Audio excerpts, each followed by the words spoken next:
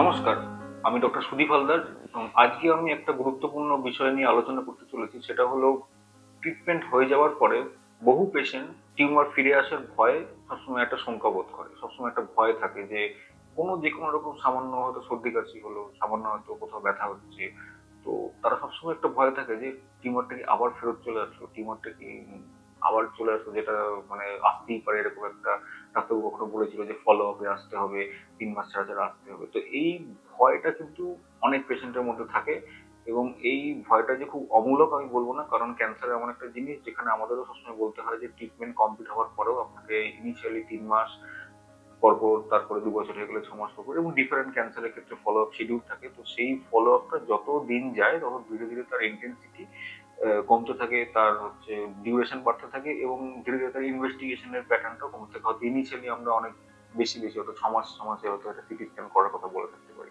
কিন্তু যত দিন যায়, তখন 2 বছর হয়ে গেলো, 5 বছর হয়ে গেলো, তখন আমরা ইয়ারলি চেক আপের কথা বলি যে বছরে একবার মতো আমাদের কাছে আসবে। এখন পেশেন্টরা দুরকম হয়। একরকম তারা যখন ভালো থাকছেন তারা ভাবছেন এখন ডাক্তারবাবুর কাছে যাওয়ার কোনো দরকার নেই বা ক্যান্সার সেন্টারে যাওয়ার কোনো দরকার নেই, কারণ আমি তো ভালো আছি। আবার এরকমও হয় যে তারা আসছেন এবং সেই ভয়টা সারাক্ষণ থাকছে, এবং সেই ভয়টা বাড়িতে গিয়েও থাকছে। কোনো সবকিছুর মধ্যে একটা ভয় লাগছে, হয়তো হাতে কোথাও ব্যথা হচ্ছে, বা ব্রেস্ট যেখানে হয়তো অপারেশন হয়েছিল সেখানে হয়তো কোনো একটা হঠাৎ কোনো একদিন ব্যথা হলো, তারা খুব ভয় পেয়ে যাচ্ছে যে এখানে আবার কি ক্যান্সার ফেরত আসলো, তাহলে কি কি করবো, তাহলে তো এবার হয়তো সবকিছু শেষ হয়ে গেল। তো এই ব্যাপারগুলো থেকে কিন্তু আমরা অনেক ক্ষেত্রেই বেরিয়ে আসতে পারি। তো হ্যাঁ, এটা হয়তো যতটা আমি বলছি অতটা সহজ নয়। যাদের পেশেন্টের ক্ষেত্রে এটাকে মেনে এগিয়ে চলাটা কঠিন। আমরা অনেক পেশেন্ট দেখতে পাই যারা এইগুলোকে থেকে বেরিয়ে গেছে, তারা আবার সমস্ত রকম ভাবে কাজের মধ্যে ইনভলভ হয়ে পড়েছে, এবং তারা হাউস ওয়ার্ক হোক বা অফিস ওয়ার্ক হোক বা অন্য কাজ যে যেটা করে তাদের মধ্যে থাকে, তাদের মধ্যে যখন ইনভলভ হয়ে পড়ছে তখন কিন্তু এটা থেকে বাইরেই থাকছে, এবং তারা কিন্তু সেই ভয়টাকে জয় করে নিয়ে তারা এগিয়ে যাচ্ছে। তো অনেকে যেমন থাকে যে হয়তো কেমোথেরাপির জন্য চুল পড়ে গেছে, তখন তারা ভাবে যে আমরা বাইরে কি করে বেরোবো, বা কোনো মুখের অপারেশন হয়েছে সেখানে হয়তো কোনো স্কার আছে বা গলায় কোনো একটা স্কার হয়ে রয়েছে যেটা বাইরে থেকে ভিজিবল দেখা যাচ্ছে, তো অনেকে সেটা নিয়ে ভাবে যে আমি তাহলে আবার বাইরে কি করে বেরোবো, সোশ্যালি আমি কিভাবে নিজেকে দেখাবো। তো এটা মাথায় রাখতে হবে যে আপনি ক্যান্সার থেকে হারিয়ে আপনি আবার সুস্থ জীবনে ফিরে এসেছেন, সুতরাং একটা যুদ্ধ, যে যুদ্ধে হয়তো অনেক সময় অনেক রকম স্কার বা দাগ থাকতেই পারে। তো সেটা কে অবহেলা বা সেটাকে নিয়ে ভয় পেয়ে সেটাকে নিয়ে বাইরে না বেরোনোর খুব একটা কারণ আমি দেখি না। হ্যাঁ, হতে পারে হয়তো যেরকম আপনি এক্সপেক্ট করেছিলেন সেটা হয়নি, বা স্কারটা সত্যি ভিজিবল থাকছে, বাট স্টিল এটা একটা যুদ্ধের একটা ফলাফল বা যুদ্ধের একটা দাগ। সেই হিসাবেই আমি আমার পেশেন্টকে বলে থাকি যে এটা সেই হিসাবে দেখে আপনাদের কিন্তু আবার নর্মাল লাইফ লিড করার জায়গায় পৌঁছতে হবে, যেখানে আপনারা শুধুমাত্র ভয় পাচ্ছেন বা এগুলো কি হবে কি হবে এটা না ভেবে ডেলি ডে টু ডে যে লাইফ, ডে টু ডে যে আমরা যে কাজ করছি, ডে টু ডে আমরা যেভাবে বাকি সংসারের কাজ হোক, ঘরের কাজ হোক বা বাইরের কাজ হোক, সেখানে কিন্তু আমাদের এগিয়ে যেতে হবে।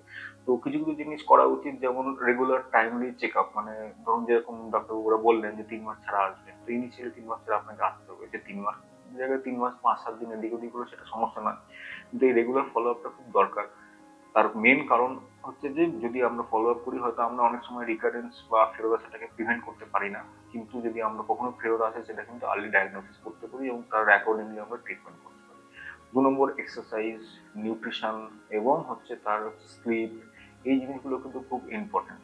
কারণ যদি খাওয়া দাওয়া এক্সারসাইজ এগুলো করা যায়, অবশ্যই তার ডায়েটিশিয়ান রয়েছে, ফিজিওথেরাপিস্ট রয়েছেন, তাদের কথা শুনে, ফিজিক্যাল মেডিসিন রয়েছে তাদের কথা শুনে, তাদের মতামত অনুযায়ী, এবং কখনো অপারেশনের পরে কোন কোন ব্যায়াম করা যাবে করা যাবে না, যোগাসন করা যাবে, রেসপিরেটরি এক্সারসাইজ, এগুলো কিন্তু করে আমাদের কিন্তু টায়ার্ডনেস, ফ্যাটিগ এগুলো কিন্তু আমরা কমাতে পারি। যদি প্রপার ব্যালেন্স নিউট্রিশন থাকে তাহলে কিন্তু আমাদের হঠাৎ মোটা হয়ে যাওয়া বা খুব দুর্বল হয়ে পড়া, এই দুটো থেকে আমরা প্রিভেন্ট করতে পারি। হ্যাঁ, অনেক সময় খেতে অসুবিধা হতে পারে, তার জন্য তার প্রপার ইভালুয়েশন দরকার, কি সমস্যা হচ্ছে সেগুলো দরকার। তো এই জিনিসগুলো দরকার, এবং লাইফ এনজয় করা, মাঝে মাঝে একটু আধটু এদিক ওদিক করা। কিছু পেশেন্ট আমাকে কাছে ডাক্তারবাবু ফুচকা খেতে পারবো, তো রেকমেন্ড ওরকম হবে না, বাট একটা দিন কিছু অন্য কিছু খাওয়া, বা এমন কিছু একটা যেটা আমার খুব ভালো লাগে খেতে, সেরকম একদিন কিছু খেলাম যেটা আমাকে খুব বেশি, হ্যাঁ রোজ এটা খাওয়া উচিত না বা রোজ এটা করা উচিত না, বাট ঠিক আছে, মানে নর্মাল লাইফের দিকে আপনাকে যেতে হবে। আর যেটা করা উচিত না, কিছু কিছু ডোন্টস আছে যেগুলো একেবারেই করা উচিত না, যে কোনো সিমটম যেটা আপনার 5 দিন 7 দিন বা 10 দিন কমছে না বা সারছে না বা সমস্যা হচ্ছে, সেটাকে ইগনোর করা উচিত না।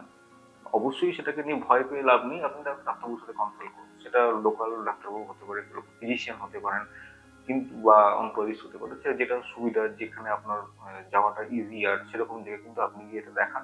নট নেসেসারি সবসময় একটা ক্যান্সারই হবে, ম্যাক্সিমাম ক্ষেত্রে হয়তো সামান্য সর্দি কাশি, জ্বর, গা হাত পা ব্যথা এগুলো হতেই পারে। কিন্তু সেটা যখন দেখা যাচ্ছে 5 দিন 7 দিনে কমছে না, নর্মাল স্প্যান অফ টাইমে কমছে না, তখন সেটা নিয়ে আপনাকে কনসাল্ট করা উচিত। শুধু শুধু ওভার দ্য কাউন্টার ট্রিটমেন্ট করে বা না এটাতে কিছু হবে না এরকম, বা ডাক্তারবাবু 3 মাস পরে যেতে বলেছেন বলে 3 মাস পরেই যেতে হবে, এটা নয়। 3 মাস মানে হচ্ছে কোনো সমস্যা না হলে 3 মাস, তার আগে সমস্যা হলে আগে আসতে হবে। যেটা আমরা ভাবি যে এটা হলে কি হবে, সেটা হলে কি হবে, তো দুরকম ভাবে ভাবা যায় যে এটা খারাপ হলে কি হবে আর এটা ভালো হলে কি হবে। তো আমরা ন্যাচারাল ভাবে আমাদের টেন্ডেন্সি হচ্ছে সবসময় খারাপটাকে চিন্তা করা। ডেফিনেটলি খারাপ চিন্তা ভাবনা আসবে, কিন্তু সেই খারাপটাকে মাথায় যখনই আসছে তখনই আমরা এটা করতে পারি যে না, আমি এটা ভাববো না, আমি চিন্তা করবো যে আমি এই কাজটা কিরকম ভাবে করতে পারি, আমি অমুক জায়গায় বেড়াতে যেতে চাই, বা আমি এটা কিভাবে অ্যাচিভ করতে পারি। চিন্তা ভাবনাটা কিন্তু আমরা চেঞ্জ করতে পারি। নেগেটিভ অনেক লোকজন থাকবে যারা সবসময় বলবে অমুক পেশেন্টটা না ক্যান্সারে মারা গিয়েছে, অমুক পেশেন্টটার এটা খারাপ হয়ে গেছে। তো ওরকম পেশেন্ট বা ওরকম বাড়ির লোকজন আশেপাশে যারা থাকে, বাড়ির আশেপাশে, তাদের থেকে অ্যাভয়েড করবে, কারণ সবার ক্যান্সার একরকম হয় না। দু একটা ইনসিডেন্ট থেকে কিন্তু আমরা পুরো ট্রিটমেন্ট ডিসিশন নিই না। আমরা ম্যাক্সিমাম দিন যেরকম পেশেন্ট দেখি সেই পেশেন্ট গুলো কিন্তু অনেকেই ভালো থাকছে, 80-90% পেশেন্ট হয়তো ভালো থাকছে। কিছু পেশেন্ট ডেফিনেটলি আমরা সবসময় সবাইকে সারিয়ে তুলতে পারি না। তো ডেফিনেটলি কিছু পেশেন্ট খারাপ হচ্ছে, কিছু পেশেন্টের ফেরত আসছে, কিছু পেশেন্টের ক্যান্সার ছড়িয়ে যাচ্ছে। কিন্তু সেইটা ভিত্তি করে আপনারও তাই হবে এবং সেটাই আপনার ফেট, এটা নয়।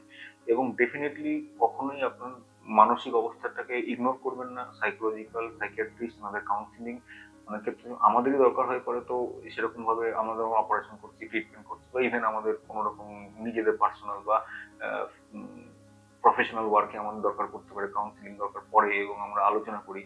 তো সেই রকম ভাবে আপনারও যদি কোনো মানসিক অবস্থা সৃষ্টি হয় যেখানে আপনার মনে হয় কারোর সাথে কথা বলাটা দরকার, তো এই শেয়ার করার মতো লোক দরকার যার সঙ্গে আপনি কথা বলতে পারবেন, যে আপনাকে জাজ করবে না এবং আপনার কথা শুনে আপনাদের একটা ভালো পরে একটা অ্যাডভাইস দিতে পারে বা একটা মতামত দিতে পারে। নট নেসেসারি সবসময় সেটা সাইকিয়াট্রিস্টই হতে হবে, কাউন্সিলারই হতে হবে, ভালো বন্ধুও হতে পারে, কিন্তু সেই ধরনের লোক, সেই ধরনের একটা গ্রুপ, সেই ধরনের কমিউনিটিটা খুব দরকার, যেখানে আপনি আপনার কথা স্বচ্ছন্দে নির্দ্বিধায় বলতে পারবেন। তো এইরকম যদি আমরা কিছু ডুজ ডোন্টস আমরা ফলো করি, তাহলে কিন্তু আমরা এই ভয়গুলো থেকে, হ্যাঁ একেবারেই বলবো না ভয় থেকে বেরিয়ে যাবেন, একদম ঠিক হয়ে যাবে এরকম না। এটা একটা কন্টিনিউয়াস প্রসেস এবং এই প্রসেসটা বারবার বারবার আপনাকে প্র্যাকটিস করতে হবে। এটা লার্নেবল প্রসেস।